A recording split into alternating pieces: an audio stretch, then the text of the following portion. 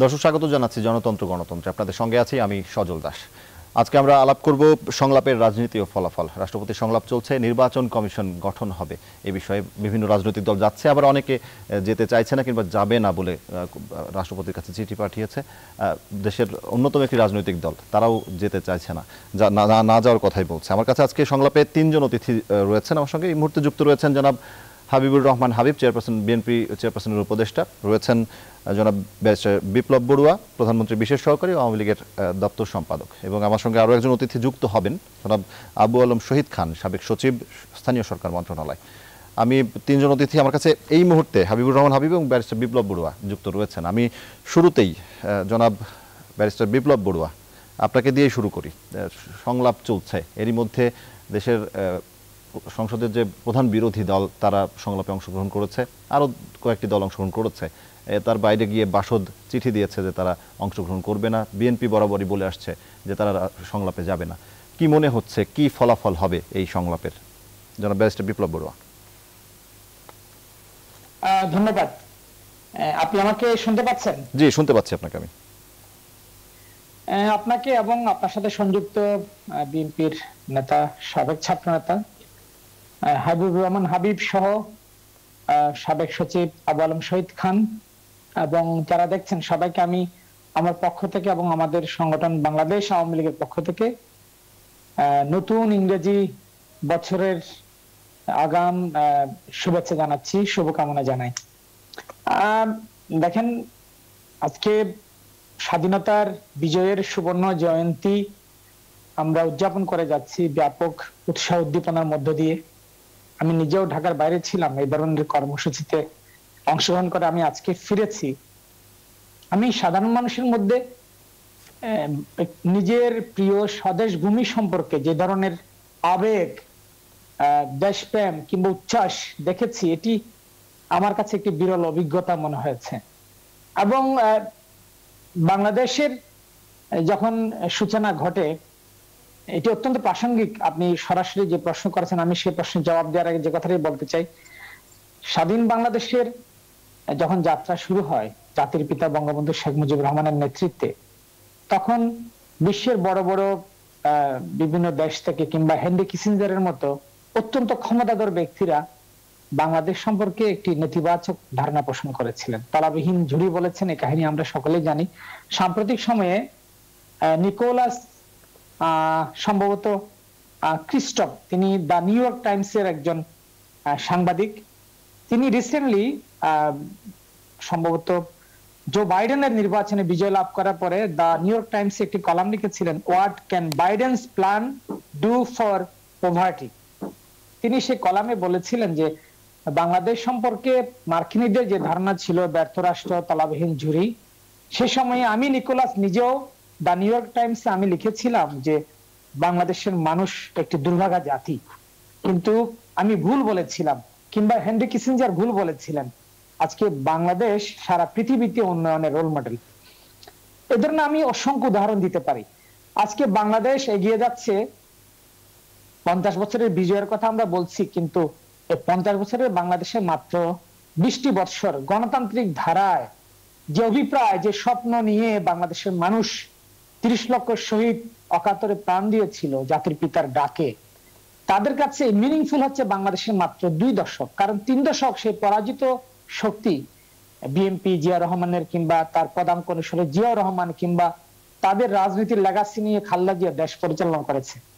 স্বাধীন বাংলাদেশের স্পিরিট নিয়ে একমাত্র বঙ্গবন্ধু শেখ হাসিনা 75 পরবর্তী সময়ে রাষ্ট্র পরিচালনা করে যাচ্ছেন। আজকে গণতন্ত্র অনেক কাঠামোগতভাবে খুব শক্তিশালী হয়েছে, এটি বিশ্বের বিভিন্ন ইন্ডেক্সে আসছে। আজকে গণতান্ত্রিক প্রক্রিয়ার একটি বড় বিষয় হচ্ছে সেখানে যে সমস্ত স্টেক হোল্ডাররা আছেন, বিশেষ করে রাষ্ট্র পরিচালনায় সরকারি কিংবা বেসরকারি রাজনৈতিক দল, তাদের একদম এঙ্গেজমেন্ট থাকতে হয়। এবং অবশ্যই গণতান্ত্রিক রাষ্ট্রে নির্বাচনের মাধ্যমে ক্ষমতার পালাবদল হয়। এখানে হাবিবুর রহমান হাবিব ভাই আছেন, তাদের যে অভিজ্ঞতা কিংবা তারা যেটি করেছেন তাদের রাজনৈতিক দল হিসাবে, বন্দুকের নল, সকল ক্ষমতার উৎস, সংবিধান স্থগিত করে তথাকথিত নির্বাচন কমিশন গঠন করে। কিন্তু বাংলাদেশে গণতান্ত্রিক যে ভ্যালুস সেটি ধারণ করে বাংলাদেশ আওয়ামী লীগ এবং বাংলাদেশ নেত্রী বঙ্গবন্ধু শেখ হাসিনা। তিনি 2012 সালে এবং 2017 সালে ৭৫ পরবর্তী বাংলাদেশে প্রাতিষ্ঠানিকভাবে গণতন্ত্রকে শক্তিশালী করার জন্য নির্বাচন কমিশন গঠন করার জন্য যতটা গণতান্ত্রিক সাংবিধানিক দায়িত্ব পালন করেছেন রাষ্ট্রীয় ক্ষমতায় থেকে বাংলাদেশ আর কেউ করেন। এবং আজকে বিএনপি আলোচনায় আসতে চান না, এটি তাদের গণতান্ত্রিক অধিকার, এ নিয়ে আমি প্রশ্ন তুলতে চাই না।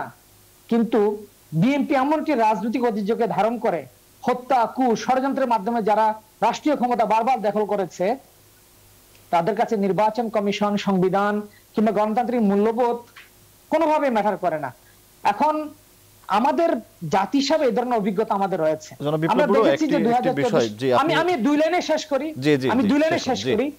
2014 সালের নির্বাচনে বিএনপি রাষ্ট্রীয় ক্ষমতা ষড়যন্ত্র করে দখল করতে চেয়েছিল, এই কারণে নির্বাচন আসে না, নির্বাচন প্রতিরোধ করার চেষ্টা করেছিল, বাংলার জনগণ সেই প্রতিরোধ রুখে দিয়েছে। এবং বিএনপির যে পলিটিক্যাল যে অবস্থান কিংবা কনভিকশন, সেটা দেশের ডেমোক্রেসির জন্য কোনো কালে একটি ভালো উদাহরণ হতে পারে না। তো সেখানে বিএনপি আসবেন এই ধরনের সংলাপে, সেটাই প্রত্যাশিত, আসলে ভালো হয়। এখন হাবিব ভাই আছেন, আমি বলবো যে দেশের একটা ন্যাশনাল বিল্ডিং প্রসেস কিংবা একটা গণতান্ত্রিক কাঠামোকে শক্তিশালী করা, এটা তো একদিনে হয় না। হাবিব ভাইরা ভূমিকা রাখবেন আশা করি, এবং সিদ্ধান্ত নিয়ে তারা। আমি আসবো আপনার কাছে জনাব বিপ্লব বড়ুয়া, আমি আসবো আপনার কাছে। আমি একটু হাবিবুর রহমান হাবিবের কাছে যেতে চাই। বিএনপি সংলাপে আসছে না কিংবা আসবে না, তাহলে ফলাফলটা কি? বিএনপি কি তাহলে রাজপথেই যেতে চাচ্ছে তাদের দাবি আদায়ে? হাবিবুর রহমান হাবিব। আপনাকে ধন্যবাদ। আপনার মাধ্যমে নিউজ 24 যারা দেখছেন দেশে দেশে বিদেশে, দর্শক সকলকে সালাম। আবু আলম এবং আমার জন্য পড়ুয়াকে। আসলে আপনি যে প্রশ্নটি করেছেন বিএনপি সংলাপে যাবে, আমি পরিষ্কার করে বলতে চাই যে এই সংলাপে গিয়ে লাভটা কি। সংলাপে তো এর আগে গিয়েছিল, বিএনপি গিয়েছিল, অন্য দলও গিয়েছিল, গতবার আমরা গিয়েছিলাম। এই সংলাপের পরে যে সার্চ কমিটি হলো, সার্চ কমিটির মাধ্যমে যে নির্বাচন কমিশন গঠন হয়েছে, সেই নির্বাচন কমিশন 2014 সালে তারা 153টা আসনে আগেই ভোট করিয়ে নিয়েছে। ভোটের দিন যদি আর একটি আসনে নির্বাচন না হয়, তার সরকার গঠন করার ক্ষেত্রে যেন কোন রকম বাধা না হয়, এই জন্য 149, 150 তারা করেন, 153টা করেছে। এরপর 2018 সালে নির্বাচনের জন্য যে নির্বাচন কমিশন গঠিত হয়েছিল, বর্তমান যে কমিশন আছে, এরা তো মহাচোর। এরা ইভিএম কেনার নামে প্রায় 4000 কোটি টাকা লুটপাট করেছে। ভারতের চেয়ে 3-4 গুণ বেশি দামে ইভিএম কিনেছে। এটা নির্বাচনের সময় বিভিন্ন জায়গায় বক্তৃতা দেয়, এক জায়গায় গেলে 3 জায়গা 4 জায়গায় ভিড় নিয়েছে তারা। মানে দুর্নীতি যত ধরনের আছে সমস্ত দুর্নীতি তো করেছে। পাশাপাশি 2018 সালের নির্বাচনে 100% ভোট কাস্ট হওয়ার পরেও কোনো একটা কেন্দ্রের ভোট বাতিল করেনি। যে 100% ভোট তো কোনোভাবেই কাস্ট হতে পারে না। বিএনপির মতো দল ভোট পেয়েছে 57 ভোট, 122 ভোট, 123 ভোট, এরকম করে একটা আসন নির্বাচনে আসে। আমি নির্বাচন করেছিলাম, অনেক কেন্দ্রে 0 ভোট, 2 ভোট, 3 ভোট দেওয়া হয়েছিল। আমি বারবার বলেছিলাম এটা কোনো নির্বাচন না। দেখেন এই দল কত জনদুষ্কৃত, আওয়ামী লীগ এবং জনদুষ্কৃত কত ভাবে হয়েছে। এইবার বাংলাদেশের বর্তমান প্রধানমন্ত্রী আওয়ামী লীগের সভানেত্রী, উনি স্বাক্ষর দিয়েছেন ইউনিয়ন কাউন্সিল নির্বাচনে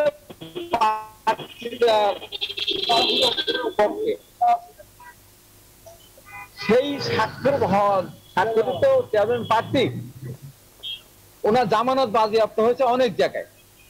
মাত্র একটা ইউনিয়নে ভোট পেয়েছে 90 ভোট, 113 ভোট, 115 ভোট একটা ইউনিয়ন।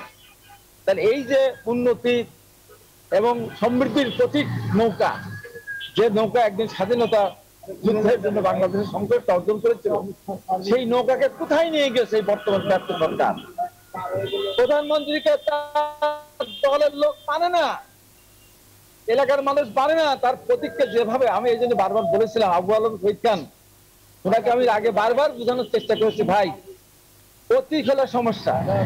দলীয় প্রতীক আপনি বরাদ্দ বন্ধ করে দিলে বিনা প্রতিদ্বন্দ্বিতা নির্বাচন হবে না। হাবিবুর রহমান হাবিব, নির্বাচিত মানে হবে না। বিএনপির না যাওয়ার একটি যে কারণ আপনি এবং- বলছেন নির্বাচন কমিশনের এবং ব্যর্থতাকে সামনে আনছেন আপনি না যাওয়ার বারবারই। পিছনে কারণ হলো, জি, না আমি যাওয়ার পিছনে কারণ আমি বলি, না যাওয়ার পিছনে কারণ হলো এখানে রাষ্ট্রপতির কোনো ক্ষমতা নেই। আমরা সার্চ কমিটির নাম যাই দিয়ে আসি না কেন, রাষ্ট্রপতির সাথে আলাপ করে সার্চ কমিটি যেটাই হোক না কেন নাম নির্বাচন কমিটির গঠন হবে, তখন তাদের মতো তারা করবে। আর নির্বাচন কমিশন তো ব্যাপার না, আওয়ামী লীগের অধীনে নির্বাচন কোনোভাবেই সুস্থ হবে না, সে যাকেই দেন না কেন। আমাকে যদি নির্বাচন কমিশনে বানায় দেন, আমি বলছি আওয়ামী লীগকে বলছি, আওয়ামী লীগের নেতাদেরকে এত শ্বাস না করে আওয়ামী লীগের নেতাদেরকে দিয়ে প্রধান নির্বাচন কমিশনার 4 জন কমিশনার তারা দিয়ে দিক, আমাদের কোনো আপত্তি থাকবে না। বিএনপির পক্ষ থেকে আমি বলছি, যদি আমি আলাপ করি নাই। এবং আগামী জাতীয় সংসদ নির্বাচনের সময় বর্তমান যিনি রাষ্ট্রপতি আছেন, মহামান্য রাষ্ট্রপতি, উনি তত্ত্বাবধায়ক সরকারের প্রধান হিসাবে দায়িত্ব পালন করবেন, আমাদের কোনো আপত্তি নেই। শুধু একটা ছোট্ট কাজ, একেবারে ছোট্ট একটা কাজ করতে হবে, সেটা হলো সংসদ ভেঙে দিতে হবে, মন্ত্রী পরিষদ বিলুপ্ত করতে হবে। তাহলে তার মানে কি আপনারা এই পুরো তারপর পরিবেশটি দায়িত্ব মেনে দায়িত্ব নিয়ে মেনে নিচ্ছেন, নাকি তা হ্যাঁ, ভবিষ্যৎ মেনে নেব। আসলে আমি স্ট্র্যাটেজিটা কি বলছি, হতে পারে? আর আপনাদের আমার এর বাইরে আর আমার দলকে আমি নির্বাচনে নেওয়ার কথা দিলাম। রাষ্ট্রপতি, বর্তমান রাষ্ট্রপতি তত্ত্বাবধায়ক প্রধান হবেন, আর আওয়ামী লীগের প্রেসিডেন্ট সদস্য যে কজন আছে তারা 5 জন নির্বাচন কমিশন, প্রধান নির্বাচন কমিশন কমিশনার হোক। আমরা নির্বাচনে যাব, শুধু ছোট্ট একটু কাজ, তাতে সংসদ ভেঙে দিবেন, মন্ত্রিপরিষদ ভেঙে দিবেন, কোনো সমস্যা নাই। অতএব আমরা যাচ্ছি না এই কারণে, এটা ব্যর্থ একটা জিনিস, খামাখা অযথা সময় ক্ষেপণ করা, অযথা সময় নষ্ট করা। আপনি যে প্রস্তাবটি দিচ্ছেন, এটা কি আপনার ব্যক্তিগত প্রস্তাব নাকি জি। দলের দায়িত্বশীল একজন ব্যক্তি হিসেবে আপনি আমার প্রস্তাব রাখছেন? ব্যক্তিগত প্রস্তাবে আমার দলকে আমি রাজি করাবো। আমি তো বলছি আমার দলকে আমি রাজি করাবো। আমি এই কাজটি করুক না কেন? জি, বললাম সংসদ ভেঙে দেবে, মন্ত্রক ভেঙে দেবে, এই প্রস্তাব আমি দিলাম। আমার দল এই রাষ্ট্রপতি তত্ত্বাবধায়ক সহ তার অধীনে নির্বাচনে যাবে। আওয়ামী লীগের 5 জন প্রেসিডেন্ট সদস্য, প্রধান নির্বাচন কমিশন 4 জন কমিশন থাকবে, তার অধীনে আমরা যাবো। শুধু সংসদটা ভেঙে দেন, মন্ত্রী পরিষদ থাকবে না। পুরো বিষয়টি সংবিধান পরিপন্থী হবে কিনা, যেটি বারবারই বলা হচ্ছে সংবিধান রক্ষা করে সংবিধান গণতন্ত্র চর্চা। সংসদের আগে হয়নি না, এর আগে সংবিধান সংসদে হয়নি 96 সালে। তখন কি তত্ত্বাবধায়ক সরকার বিধান সংবিধান ছিল? তখন তো সংবিধান সংশোধন করে আমরা করেছি। যে কাজটা আমরা একবার করেছি, সে কাজটা আবার করতে পারবে না কেন? তাহলে আওয়ামী লীগ জি, আমি আসবো আপনার কাছে হাবিবুর রহমান হাবিব, আমি আসবো আপনার কাছে। হত্যা করলো কেন? জি, আমি আসবো আপনার কাছে। আমি ব্যারিস্টার বিপ্লব বড়ুয়া, আপনি নিশ্চয়ই শুনেছেন হাবিবুর রহমান হাবিব একটি প্রস্তাব রেখেছেন। সেই প্রস্তাব একটি বিষয়, এই বিষয়ে আপনার মতামত জানতে চাই। আরেকটি হচ্ছে নির্বাচন কমিশন ব্যাপারে বারবারই আলাপ আসছে যে এর আগেও নির্বাচন কমিশনের রাষ্ট্রপতির এই সংলাপ হয়েছে, সার্চ কমিটি নির্বাচন কমিশন গঠন করেছে, কিন্তু নির্বাচন কমিশনের যে ভোটের যে ইতিহাস, এই নির্বাচন কমিশনের অধীনে পরপর দুটি সফল হয়নি বলে দাবি করছেন তারা। আপনি কি বলবেন? দেখেন শ্রদ্ধেয় হাবিবুর রহমান হাবিব ভাই, তিনি যে পলিটিক্যাল ডিসকোর্স নিয়ে আজকে কথা বলছেন, এটি বিএনপির কিংবা হাবিব ভাইয়ের নতুন কোনো কিছু নয়। আমরা এই ধরনের বক্তব্য আমরা অনেকবার শুনেছি। আমি আজকে এই কথাটি আবার বলতে চাই যে উনি যে তত্ত্বাবধায়ক সরকারের কথা বলছেন, যে স্ট্রাকচারের কথা বলছেন, সেটি বাংলাদেশের সংবিধানে উচ্চ আদালতের, দেশের সর্বোচ্চ আদালতের সিদ্ধান্ত অনুযায়ী সেই সিস্টেম হচ্ছে ফার্স্ট এন্ড ক্লোজড একটি চ্যাপ্টার, সেখানে ফিরে যাওয়ার কোনো সুযোগ নেই। নাম্বার 2 হচ্ছে, আমি হাবিব ভাইকে বলবো, হাবিব ভাইয়ের মাধ্যমে এখানে আমাদের শ্রদ্ধেয় আবু আলম শহীদ খান আছেন, তিনি জানেন পৃথিবীতে এই মুহূর্তে কোথাও কোনো কেয়ারটেকার গভর্নমেন্ট সিস্টেম নাই। এই কেয়ারটেকার গভর্নমেন্ট সিস্টেমটি হচ্ছে একটি পাকিস্তানি রাজনীতির লেগাসি। সেটি একটি বিশেষ মুহূর্তে আমাদের দেশে শুরু হয়েছিল, যেটি পাকিস্তানে, সেখানে জনগণের ভোটে নির্বাচিত প্রধানমন্ত্রী বেনজির ভুট্টোকে সরানোর জন্য পাকিস্তান প্রেসিডেন্টের একটা ডিসপিউট হয়েছিল। সে সময় অনেকটা অসাংবিধানিক ভাবে বেনজির ভুট্টোকে সরানোর জন্য, এবং সেই পাকিস্তানে আমি দেখলাম যে গত কয়েকদিন আগে তাদের ইংরেজি কাগজ ডনে তারা এই সিস্টেমের ক্রিটিসাইজ করেছে, এবং সেখানে এখন এই সিস্টেম নেই। এখন আমাদের ডেমোক্রেসি খারাপ অবস্থায় ছিল, যেটি শুরু করেছিলেন হাবিব ভাইয়ের যে নেতা জিয়াউর রহমান, এবং এই জিয়াউর রহমান দেশের নির্বাচনী ব্যবস্থাকে ধ্বংস করেছিলেন। বাংলাদেশে রাষ্ট্রপতির উপর আস্থা আছে কি নাই, বাংলাদেশ প্রেসিডেন্সিয়াল কনফিডেন্স রেফারেন্ডাম 1977 সালের 30 মে জিয়াউর রহমান করেছিলেন তার অবৈধ ক্ষমতা দখলকে আইন সিদ্ধ করার জন্য।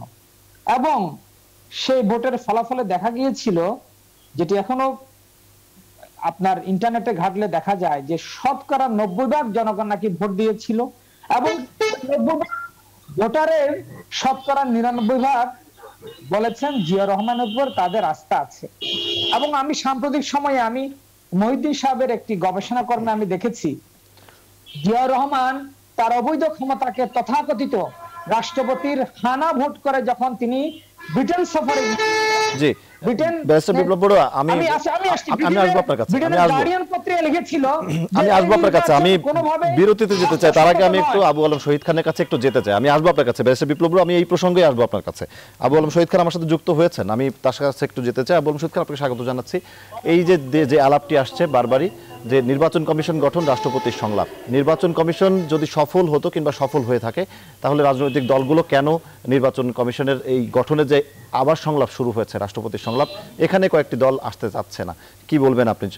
তাহলে কি নির্বাচন কমিশন সফল নয়? প্রথমত যে রাজনৈতিক দল আসবেন কি আসবেন না সংলাপে, সেটা তো সেই রাজনৈতিক দলের সিদ্ধান্ত, মানে তাদের পার্টির উচ্চ ফোরামের সিদ্ধান্ত। তারা এরকম সিদ্ধান্ত নিতেই পারেন যে তারা সংলাপে যাবেন না, কারণ এটা তো কোনো বাধ্যবাধকতা নেই। তো বাধ্যবাধকতা না থাকলে, এবং এটার কোনো সাংবিধানিক বাধ্যবাধকতা নেই, সুতরাং কেউ ইচ্ছা করলে, কোনো দল ইচ্ছা করলে বা কোনো গোষ্ঠী ইচ্ছা করলে এই সংলাপে যোগ নাও দিতে পারেন।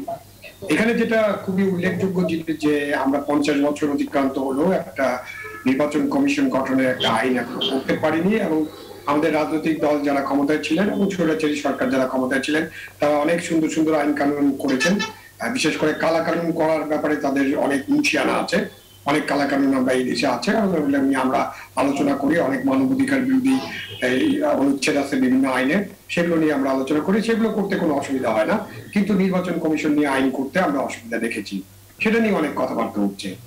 এখন যখন নির্বাচন কমিশন নিয়ে কোনো আইন নেই, তখন মহামান্য রাষ্ট্রপতি জিল্লুর রহমান সাহেবের সময় এটা শুরু হয়েছিল যে তিনি একটা সংলাপ করলেন, সংলাপের মধ্য দিয়ে একটা সার্চ কমিটি করা হলো এবং একটি নির্বাচন কমিশন গঠন করা হলো, এবং এখনকার মহামান্য রাষ্ট্রপতি তিনিও সেটা অনুসরণ করছেন।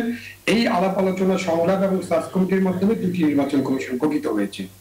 এই দুটি নির্বাচন কমিশনের যে ভূমিকা এবং তাদের যে কার্যকলাপ, সেটা নিয়ে এবং আপনারা মিডিয়া এবং আমাদের দেশের সাধারণ মানুষ এবং অনেক নেতা, আওয়ামী লীগের অনেকেই, তারাও বলেন, সবাই বলেন যে এই নির্বাচন কমিশন কোনো কোনো ক্ষেত্রে, অনেক ক্ষেত্রে তাদের দায়বদ্ধতা নিয়ে কাজ করতে পারেনি। তাদের উপরে যে অর্পিত ক্ষমতা আছে, তাদেরকে যে সংবিধান যে ক্ষমতা তাদেরকে অর্পণ করেছে, আমাদের দেশে আইন এবং বিধিমালা তাদেরকে যে ক্ষমতা অর্পণ করেছে, তারা সেগুলোর কোনোটাই কাজে লাগাতে পারেনি, এবং যে কারণে অনেক নির্বাচন নিয়ে অনেক ধরনের প্রশ্ন আসছে। এখন যখন একটি নির্বাচন কমিশনের এই বিতর্ক হয় এবং নির্বাচন কমিশনের ব্যর্থতা যখন সবার চোখে ধরা পড়ে এবং চোখে আঙ্গুল তুলে যখন দেখানো হয়, তখন ওই দায়টা কিন্তু চলে যায় আবার ওই সংলাপের পরে, আবার সার্চ কমিটির উপরে। এবং সংলাপ আর সার্চ কমিটিকে তো দোষ দিয়ে লাভ নেই। যাদেরকে আমরা নির্বাচন কমিশনার বানালাম, যাকে প্রধান নির্বাচন কমিশনার বানালাম, তিনি যদি তার দায়িত্ব পালনে ব্যর্থ হন এবং তিনি যদি দায়িত্ব পালন করতে না পারেন, তারা তো এখন পর্যন্ত কোনো ব্যাখ্যা দেন নাই যে তিনি তার দায়িত্ব কেন পালন করতে পারলেন না, বা দায়িত্ব পালনে তাদের ব্যর্থতা কোথায় ছিল বা তাদের সীমাবদ্ধতা কোথায় ছিল। তারা বরঞ্চ আমাদেরকে জানান যে তাদের সমস্ত নির্বাচন খুবই ভালো হয়েছে, উৎসবমুখর পরিবেশে হয়েছে, কিন্তু মিডিয়া এবং বাংলাদেশের মানুষ এটা জানে যে অনেক প্রশ্ন আছে। এই প্রশ্নের উত্তরগুলো আমরা পাইনি, না পাওয়ার কারণে এখন এই নির্বাচন কমিশন গঠন প্রক্রিয়া নিয়েই একটা প্রশ্ন উঠেছে, এবং প্রশ্ন ওঠার কারণে আইনের বিষয়টা সামনে চলে আসছে। এই স্বল্প সময়ের মধ্যে, ফেব্রুয়ারি মাসে যখন নির্বাচন কমিশনের মেয়াদ শেষ হয়ে যাবে, এই স্বল্প সময় আইন প্রণয়ন করা সম্ভব কিনা এটা নিয়েও বিতর্ক চলছে। এই অবস্থায় একটা ভালো নির্বাচন গঠন করা খুব জরুরি, এবং একটা নির্বাচন কমিশন গঠিত হবে যে নির্বাচন কমিশন দেশে একটা ভালো নির্বাচন উপহার দিবে। এখানে হাবিব সাহেব যে প্রস্তাব দিলেন আওয়ামী লীগ প্রেসিডিয়ামের 5 জনকে দিয়ে নির্বাচন কমিশন বানানো, এটা হাবিব সাহেবের নিজস্ব প্রস্তাব হতে পারে, তিনি বিএনপি কে রাজিও করাতে পারেন, বাট একজন নাগরিক হিসেবে আমি এটা কখনোই সমর্থন করবো না। কারণ এইভাবে একটি দলের প্রেসিডিয়ামের 5 জন সদস্যকে দিয়ে কোন নির্বাচন কমিশন গঠিত হতে পারে না। আমাদেরকে আসলে ফোকাসটা ঠিক রাখতে হবে। আমরা এমন একটা নির্বাচন কমিশন চাই যে নির্বাচন কমিশন তাদের দায়িত্ব পালনে তৎপর হবে এবং দায়িত্ব পালন করতে পারবে, দেশকে একটা অবাধ সুষ্ঠু নির্বাচন দিতে পারবে। জি, সেই আস্থার জায়গায় পৌঁছানো যাবে কিনা এই সংলাপের মাধ্যমে। আবুল শহীদ খান, আপনি থাকুন আমাদের সঙ্গে, আমি দুজনই থাকুন, হাবিবুর রহমান হাবিব এবং ব্যারিস্টার বিপ্লব বড়ুয়া। আমি ছোট্ট একটি বিরতি নিচ্ছি, বিরতি থেকে ফিরে আমরা বিষয় আলাপ করবো আবারও। দর্শক, বিরতি নিচ্ছি জনতন্ত্র গণতন্ত্রের সঙ্গে। দর্শক, বিরতির পর আবারও স্বাগত জানাচ্ছি জনতন্ত্র গণতন্ত্রে। আজকাল আলাপ করছি সংলাপের রাজনীতি ও ফলাফল প্রসঙ্গে। আমি বিরতির আগে আবুল শহীদ খান আপনার কাছে ছিলাম। এই পর্বে আমি আবার আপনাকে দিয়ে শুরু করি। জনাব হাবিবুর রহমান হাবিব, আপনার কাছে আসবো আমি।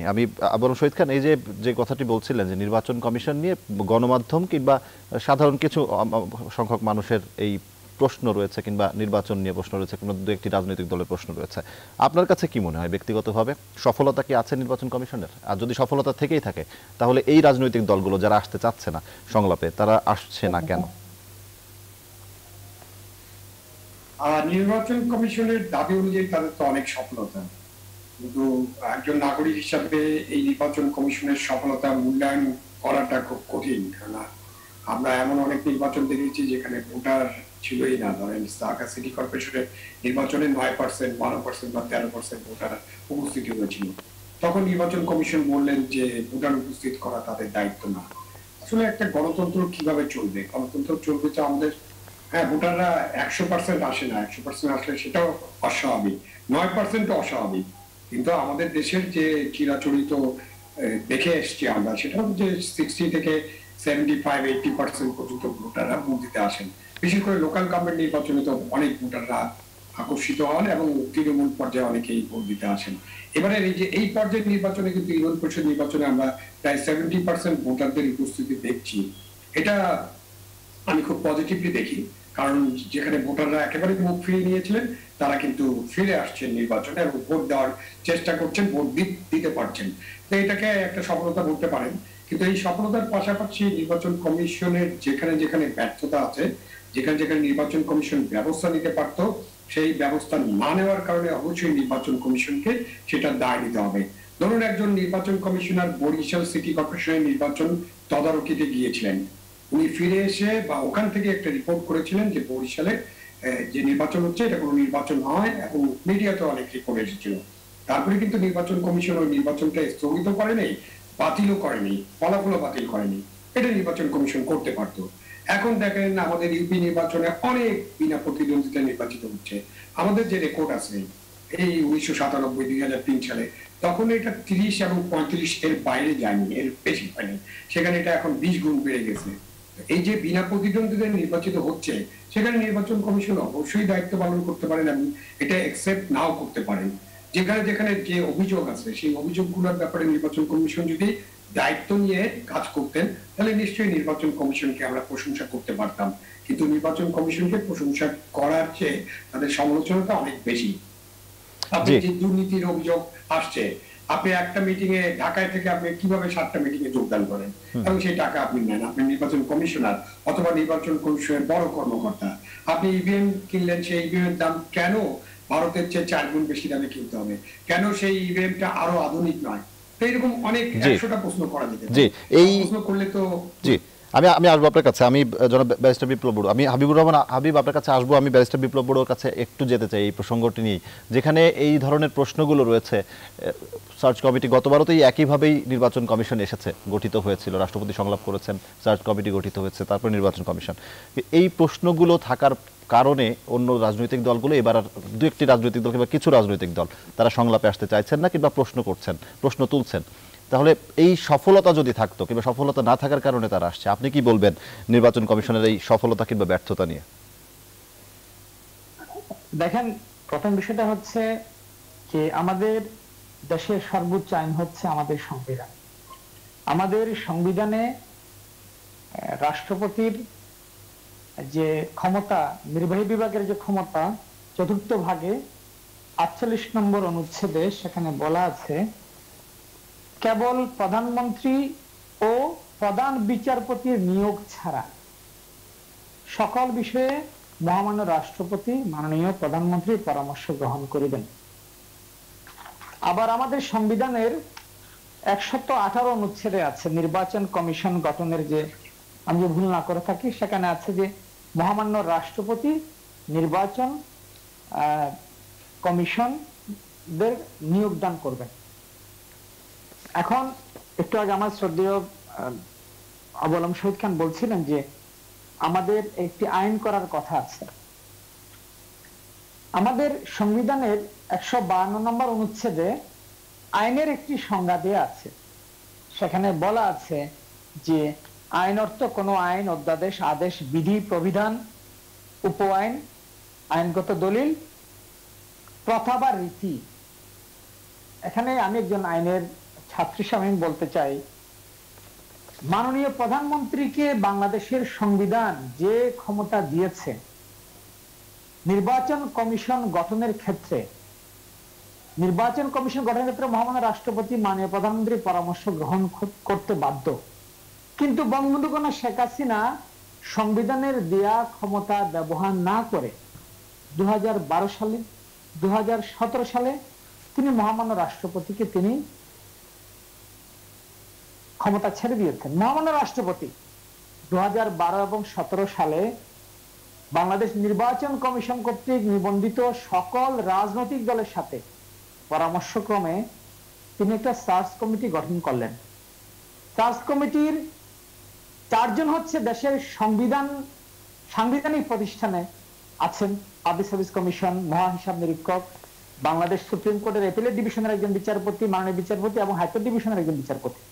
এর বাইরে গতবার 2 জন সিভিল সোসাইটির সেখানে দায়িত্ব পেয়েছেন এবং তারা সকল রাজনৈতিক দলের কাছ থেকে নাম আহ্বান করেছেন এবং সিভিল সোসাইটির অংশ থেকেও সেখানে ডক্টর সিরাজুল ইসলাম চৌধুরী থেকে শুরু করে বাংলাদেশের যারা বড় আইনজীবী, সংবিধান প্রণয়নের সাথে যারা ছিলেন সকলের সাথে পরামর্শ করে কিছু নাম তারা প্রস্তাব করেছে। এখন আমি যে কথাটি বলতে চাই, আজকে আইনের কথা হচ্ছে, আজকে আইনমন্ত্রী বলেছেন, মাননীয় আইনমন্ত্রী বলেছেন সরকারের পক্ষে। অবশ্যই সরকার সৎভাবে চিন্তা করে বলেই একটি আইন প্রণয়নের কথা ভাবছে এবং যেহেতু করোনাকালীন সময়ে সীমিত সংখ্যক পার্লামেন্ট মেম্বারদের নিয়ে এখানে পার্লামেন্ট বসছে, এই কারণে এই মুহূর্তে আইন প্রণয়ন করা তিনি সম্ভব নয় বলেছেন এবং তিনি বলেছেন যে একটি আইন সরকার প্রণয়ন করবেন। কিন্তু আমি আইনের ছাত্র হিসেবে যে কথাটি বলতে চাই, আজকে বঙ্গবন্ধু কন্যা শেখ হাসিনার সৎ ইচ্ছা আছে বলেই তিনি মহামান্য রাষ্ট্রপতিকে দায়িত্ব দিয়েছেন। মহামান্য রাষ্ট্রপতি সকল দলের সাথে সংলাপ করেছেন, 2012 সালে করেছেন এবং 2017 সালে করেছেন। আমি যে কথাটি বলতে সেটা হচ্ছে এই যে সাংবিধানিক যে প্র্যাকটিস সেটা কিন্তু আইনে পরিণত হয়েছে। ব্রিটিশ সংবিধান কিন্তু লিখিত নয়। আজকে ধরেন আইনের কথা বলা হচ্ছে, কিন্তু বিপ্লব যেটি বলা হচ্ছে যে জি আমি ছোট্ট একটা বিষয় যোগ করতে চাই, যদি প্রতিফলন না পড়ে তাহলে সেই সংলাপের মূল্য থাকে কোথায়, এটি বলা হচ্ছে অনেক দলের। আমি বলি এখানে তো আজকে সরকারে আমরা মেজরিটি, আমরা যদি পার্লামেন্টে আমাদের ইচ্ছা মতো একটা আইন পাশ করলাম, আমরা তো সেটা চাইছি না। আমরা চাইছি একটা বার্গেন হোক এবং সকল রাজনৈতিক দলের ভোটের বিচারে যার পার্সেন্টেজ যতটুকু থাকুক সেটা বিষয় নয়, সকলের সাথে আমরা পরামর্শ করতে চাই।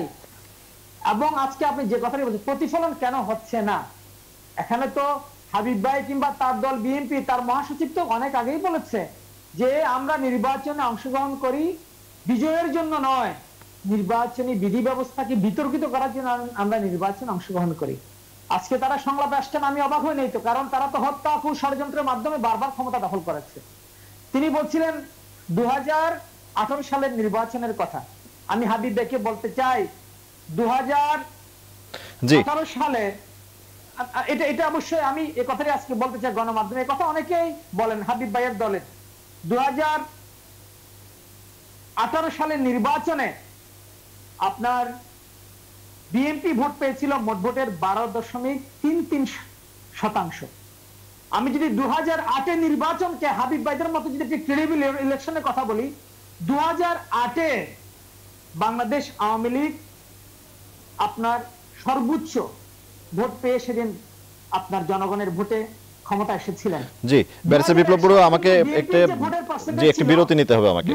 জি আমি ছোট একটা বিরতি নিতে চাই। আমি হাবিবুর রহমান হাবিব, বিরতি থেকে ফিরে আমি আপনাকে দিয়ে শুরু করতে চাই।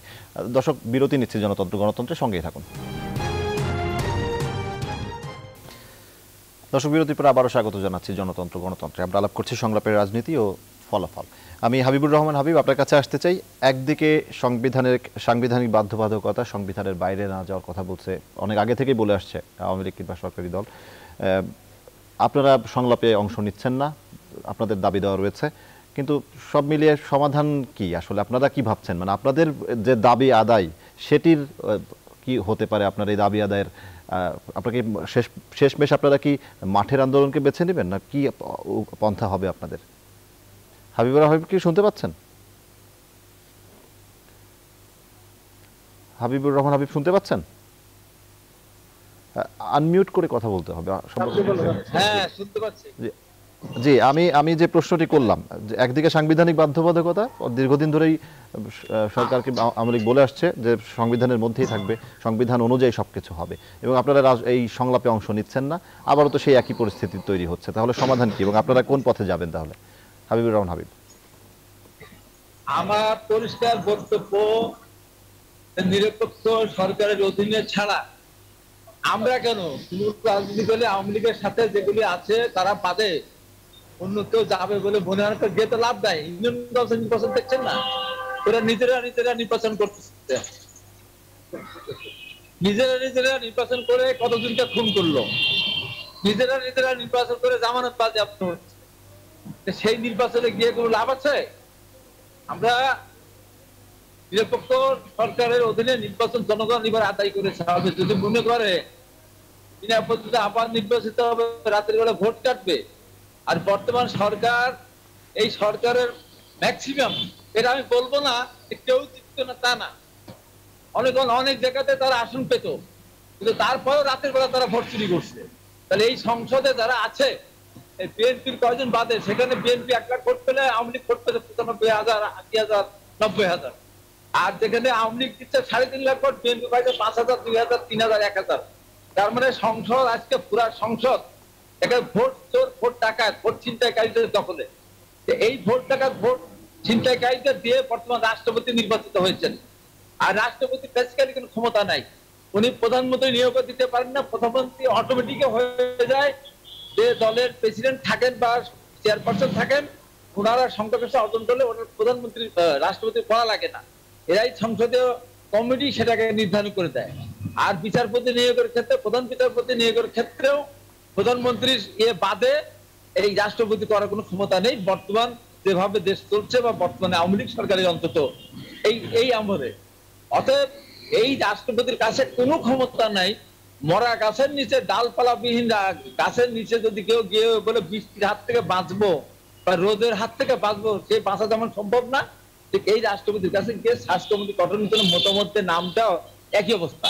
আমি তাই পরিষ্কার করে বলতে চাই, আমার অত্যন্ত স্নেহের বিপ্লব বড়ুয়া অনেকক্ষণ ধরে বলেছেন, মানুষ এগুলি কথা শুনতে চায় না ভাইয়া।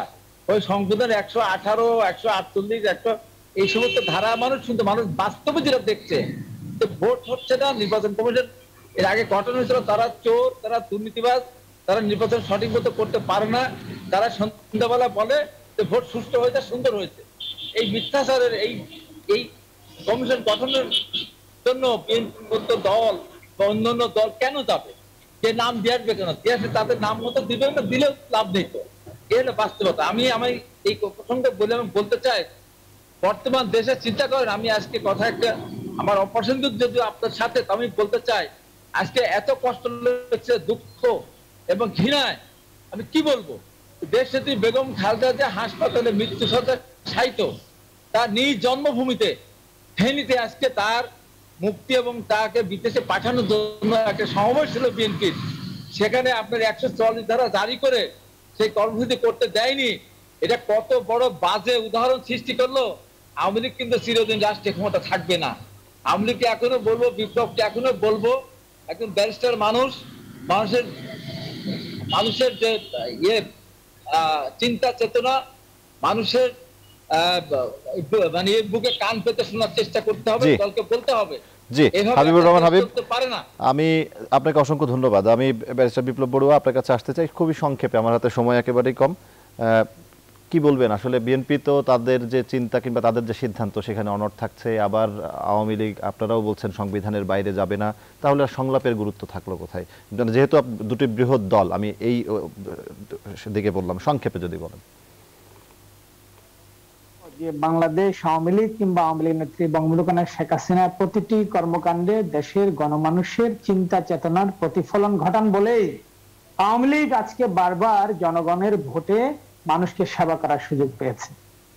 হাবিব ভাই যে কথাই বলছে, একমাত্র বাংলাদেশ আওয়ামী লীগ স্বাধীন বাংলাদেশে গণতান্ত্রিক উপায়ে জনগণকে সেবা করার জন্য ভোটে রাষ্ট্রীয় ক্ষমতা এসেছে।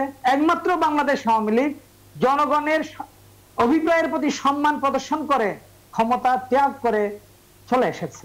বিএনপি তা করে না, অবৈধভাবে এসেছে এবং জনরোষের মুখে বিএনপি ক্ষমতা থেকে পদত্যাগে বাধ্য জি, হয়েছে। ব্যারিস্টার বিপ্লব বড়ুয়া, আমার হাতে একেবারেই সময় নেই, অসংখ্য ধন্যবাদ। আমি আবু আলম শহীদ খান আপনাকে দিয়ে শেষ করতে চাই।